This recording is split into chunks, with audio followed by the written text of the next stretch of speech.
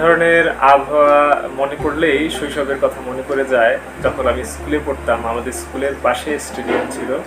এরকম ঝুম বৃষ্টি হলে টিফিন পিরিয়ডে আমরা কয়েকজন বন্ধু ফুটবল নিয়ে চলে যেতাম স্টেডিয়ামে, এবং যতক্ষণ পারতাম খেলতাম ফুটবল, খেলে আবার স্কুলে চলে আসতাম। দেখতাম অনেক সময় যে ক্লাস শুরু হয়ে গেছে। যাই হোক, মূল বিষয় সেটা না। আমি যে বিষয়টি নিয়ে কথা বলতে চাচ্ছি সেটা হচ্ছে যে ইদানিং আমরা চাইলেও কিন্তু এ ধরনের আবহাওয়ার মাঝে খেলাধুলা করতে পারি না, মাঠে বের হতে পারি না, কারণ বজ্রপাত। ইদানিং প্রচুর বজ্রপাত হচ্ছে এবং এতে মানুষের মৃত্যু হচ্ছে। গতকালকেও আমরা জেনেছি যে ব্রাহ্মণবাড়িয়ায় বজ্রপাতে এক শিশু সহ 5 জন মারা গেছে এবং অন্তত 5 জন আহত হয়েছে।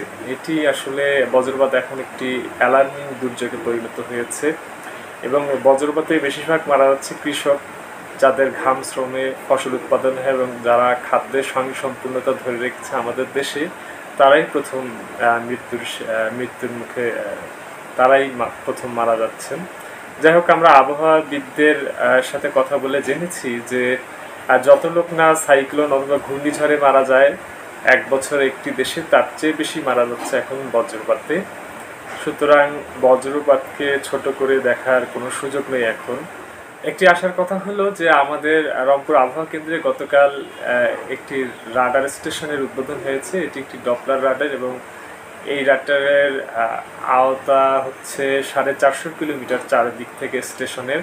সুতরাং এই রাডারের আওতায় আমরা বলতে পারি যে বাংলাদেশের বঙ্গোপসাগর সহ নেপাল, ভুটান, চীন এবং ভারতের বেশ কয়েকটি রাজ্য, যেমন বিহার, পাটনা, ঝাড়খণ্ড, কলকাতা, অরুণাচল, মেঘালয়, আসাম, ত্রিপুরা, মিজোরাম, এই সমস্ত এলাকার আকাশের তথ্য পাওয়া যাবে এবং এখানকার পাওয়ার যে তথ্য, সেই তথ্যগুলোকে আমরা কাজে লাগিয়ে আমাদের দুর্যোগ প্রতিরোধে ব্যবস্থা নিতে পারবো।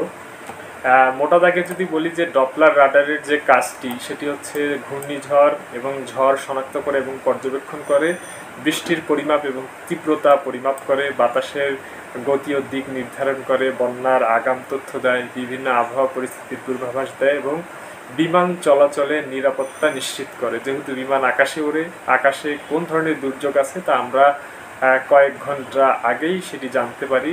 সেক্ষেত্রে দেখা যায় বিমান চলাচল নিরাপদ হয়।